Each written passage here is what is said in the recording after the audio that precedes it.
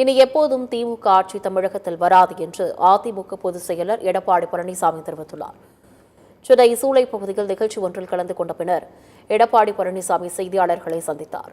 அப்போது பேசிய அவர், திமுகவிற்கு இதுதான் இறுதித் தேர்தல் என்றும், கடந்த தேர்தலின் போது திமுக கொடுத்த வாக்குறுதிகளில் 4 ஒரு பங்கு கூட நிறைவேற்றவில்லை எனவும் குற்றம் சாட்டினார். மக்களின் வெறுப்பை சம்பாதித்துள்ள திமுகவிற்கு இந்த தேர்தலுடன் மக்கள் விடை கொடுத்து விடுவார்கள் என்று எடப்பாடி பழனிசாமி தெரிவித்தார்.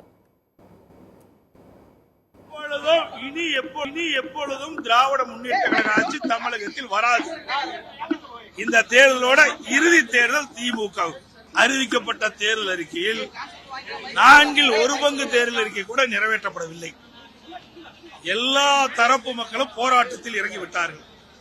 அரசூரில் ஒரு பக்கம் போராட்டம், செவிலியில் ஒரு போராட்டம், பகுதி ஆசிரியர் ஒரு பக்கம் போராட்டம், இடைநிலை ஆசிரியர் ஒரு பக்கம் போராட்டம், டாக்டர் ஒரு பக்கம் போராட்டம், சத்துணவு அமைப்பாளர் ஒரு பக்கம் போராட்டம்.